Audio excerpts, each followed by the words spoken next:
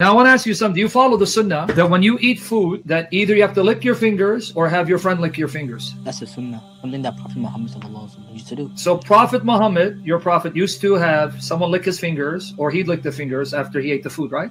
Yeah. So that's sunnah, because that's in Bukhari. Okay, so now if we go to a buffet, you and I, we sit in a buffet. I'm a Muslim, you're a Muslim. We finish eating halal food and I say, my brother, I want you to receive the barakah. Lick my fingers. Would you do what Muhammad did? Because that's what he did. Would you lick my fingers for the sake of Allah and His Messenger? For the sake of Allah, yes. So you would do that? What are you doing? What are you doing? The hadith that you brought, أن يلعقها أو يلعقها. The yul'aq doesn't mean go and have other people lick your fingers. That's not what it means. But you have to take into consideration, you're talking about a people that ate with their hands. They didn't have spoons, they didn't have forks, they didn't have knives. They ate with their hands. And in many communities in the Middle East, they still eat with their hands. They feed their children with their hands. Now, I don't know if you're married or anything, but yes, sometimes I'll eat something off the hands of my wife and vice versa. It's perfectly normal. Now, if you've actually done your research, you'll know that in this narration, the or that's there, that is out of doubt of one of the narrators. Meaning he said, I either heard it yal'aqaha or yul'aquha. You're just reading translation, you're not even utilizing the hadith and reading the hadith correctly. So again, we've established points here, so you can do your homework, possibly study something. Number one, the or, is from the narrator, not from the messenger. That narrator couldn't remember which one it was. That's A. B, we'll say that the Prophet ﷺ said both.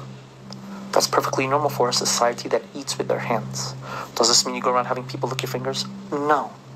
Does not mean that. It's taken in inappropriate context. What is that? Well, like spouses eating from each other's hands, like when you're feeding your kids and you hold up the food and you put it in their mouth. It's that simple. You're taking the words into a negative idea, an image you have in your head that's not there. So what you need to do if you want to criticize hadith is actually read the hadith, do the actual homework of, when I have a narration, I need the other narrations that are presenting the same information so I know what's being said. Allah musta'an. And this is the reference of what Shaykh min Haji is saying, and this is actually being addressed about 500 years ago. So this argument isn't even a new argument, and it's been addressed approximately 500 years ago. Since your argument has been addressed, can you address this argument in Christianity? It says here in this link, it explains that blood is used to disinfect the house. Can you explain to me how blood is effective to disinfect and purify the house? It says, take 2 birds, kill 1 bird, take wood, scale it, and then... And this is... Since your argument has been addressed, can you address this argument in Christianity? It says here in this link, it explains that blood is used to disinfect the house. Can you explain to me how blood is effective to disinfect and purify the house? It says, take 2 birds, kill 1 bird, take wood, scale it, and then it says the other living bird dip in water, and on the running water later on sprinkle the house 7 times with it. So it's telling you to sprinkle the house with blood. So what's your thoughts on that?